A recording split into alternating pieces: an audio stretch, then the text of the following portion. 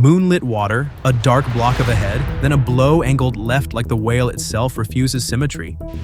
A sperm whale never enters the frame politely. It arrives like a moving monument.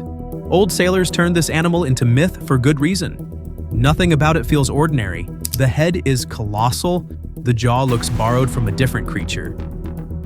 And yes, the math is already off. That head alone can account for roughly a third of the animal's body length.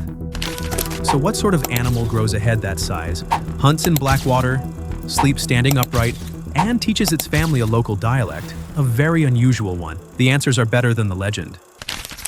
Seen from a distance, a sperm whale looks blocky, almost blunt. Up close, the details get stranger. Wrinkled skin behind the head, a narrow lower jaw, small flippers, low humps instead of a proud dorsal fin. The blowhole sits on the left side of the crown, not in the middle. That tiny asymmetry changes the whole silhouette. Even its breath looks unmistakable once you know what to watch for. Its mouth has a curious trick too. The big conical teeth live in the lower jaw. Up top, most teeth stay vestigial and never erupt. When the mouth closes, the lower teeth fit into sockets above like a custom tool into its case. Then there is the brain, the largest of any animal living today, roughly 5 times the weight of ours. Size alone says little about wisdom, but it certainly tells you this animal is not running on a tiny mental budget. Inside that great square head sits the spermaceti organ, a vast reservoir once prized by whalers. Its full function is still debated, which is a wonderful reminder that even famous animals can keep major secrets. Most scientists tie the spermaceti organ to sound. Beyond that, the story gets fuzzier. Resonance chamber, diving aid, acoustic amplifier, perhaps several jobs at once. Simplicity clearly was not the brief. The daylight version of a sperm whale is only half the animal. The rest of it belongs to depth. These whales routinely dive around 2,000 feet, and the long ones can stretch to 45 minutes with ease. Records go much farther. NOAA notes sperm whales have held their breath for over an hour and reached around 10,000 feet. At that depth, the ocean stops feeling like scenery and starts feeling like physics. That ability changes the whole emotional scale of the animal. At the surface, it can look unhurried. Below, it becomes one of the few air-breathing mammals comfortable treating the deep sea like a workplace. Picture an elevator dropping through a building with no lights, no walls you can see, and prey that would rather remain theoretical. That is closer to the sperm whale's world than most beach documentaries admit. Down there, squid are the headline, but not the whole menu.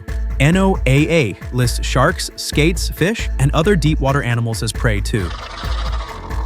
If it occupies the cold, dark layers, a hungry sperm whale may investigate. The giant squid obsession survives for a reason, of course. Scars on sperm whales and beaks in whale stomachs keep the story alive. But the daily reality is broader, less theatrical, and probably more efficient. A curious detail hides in their appetite. Sperm whales can consume around 3% of their body weight per day. On an animal this large, that is not snacking. That is industrial-scale feeding. Yet nothing about the hunt is loud in the human sense. No splashy chase scene, no dramatic breach, just sound sent forward into black water and a decision made somewhere inside a head the size of a room. That brings us to the real superpower, acoustics.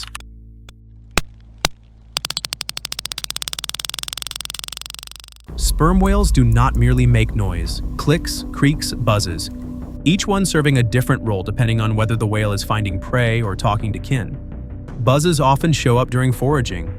Codas belong to the social side of life. Same species, same mouth, same ocean, entirely different use cases. It is the acoustic equivalent of switching from radar to conversation. The simplest way to imagine echolocation is a flashlight made of timing. Sound goes out, the world answers back, and shape returns through delay. In the deep sea, that is better than sight alone. Then the story pivots from hunting to society, and sperm whales get even more interesting. Females and calves live in long-term family units in warm waters. Males peel away as they mature and head toward colder latitudes. National Geographic describes communal childcare among females and calves, so even the nursery has backup. That matters in an animal whose childhood is long and whose ocean is not gentle. Pods often number around 15 to 20 animals, though that is just the visible layer. Behind the pod sits something larger and less obvious: clan identity. Newer work pushes that complexity further. National Geographic reported that sperm whale communication may include vowel-like structure. We are still far from translation, but simple whale sounds is clearly too small a frame. A lovely detail hides in calf behavior too. Babies babble. They spend years learning to click meaningfully, much the way young humans take time before speech turns precise. In a complex whale society, development takes time. When trouble comes, the family does not scatter blindly. Sperm whales can form a rosette, heads inward, tails out, vulnerable animals tucked in the middle. It is one of those behaviors that looks tactical because it is. The image is unforgettable, a circle of giant tails pointed outward like loaded gates. The message to an attacker is concise and universal. Wrong family, bad day. And then comes one of the strangest, lesser-known facts of all. Sperm whales sleep vertically. They drift near the surface, noses up, suspended like dark punctuation marks in blue water. Those naps are short, about 10 to 15 minutes, and researchers found the whales spent roughly 7% of their day in these positions. If that sounds unreal, that is because it looks unreal too. The visual is so eerie it feels staged. Half a dozen massive bodies hanging in place, as if gravity itself had briefly been edited out of the ocean. Whales in captivity have been shown to sleep with half the brain at a time, but field observations suggest wild sperm whales may enter deeper rest in these floating pauses.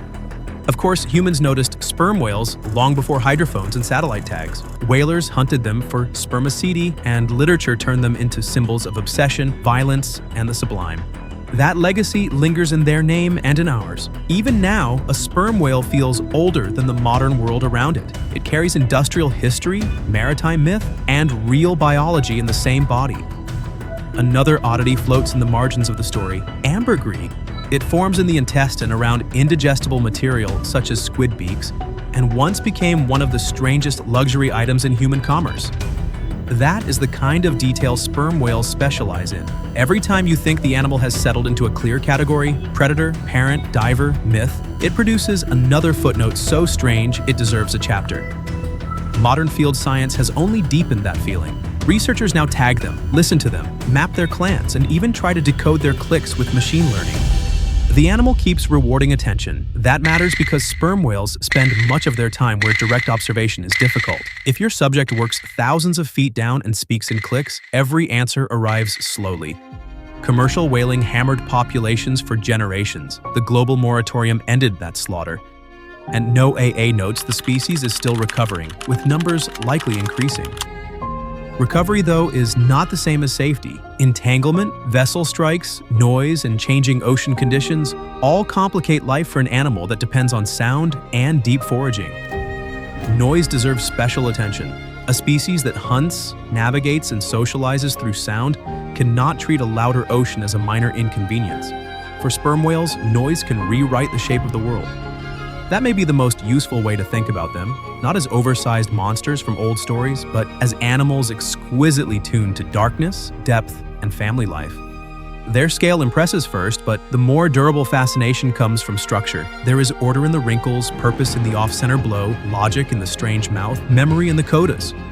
Nothing about a sperm whale feels casual. Even the silhouette seems argued into existence. Head huge, jaw narrow, blow crooked, sound everywhere. It is a masterpiece of committed eccentricity. For an American audience, the sperm whales carry a strange double exposure. On one layer, Moby Dick, ambergris, whaling ports, museum skeletons. On another, living clans, nursery groups, and AI models parsing coda patterns. That contrast is useful. It keeps the animal from becoming too tidy. A sperm whale is never just one thing. Leviathan, parent, diver, clan member, acoustic specialist. One picture is simply more complete. And perhaps that is why the species keeps drawing scientists from outside marine biology. Linguists hear structure, computer scientists see pattern, anthropologists hear culture. Every discipline catches a different echo. A sperm whale is what happens when evolution commits, over millions of years, to sound, depth, and social continuity, then wraps the result in a body powerful enough to survive the bargain. That is why they feel so large even before you measure them. Some animals dominate a scene. Sperm whales dominate an idea. They carry the old ocean with them.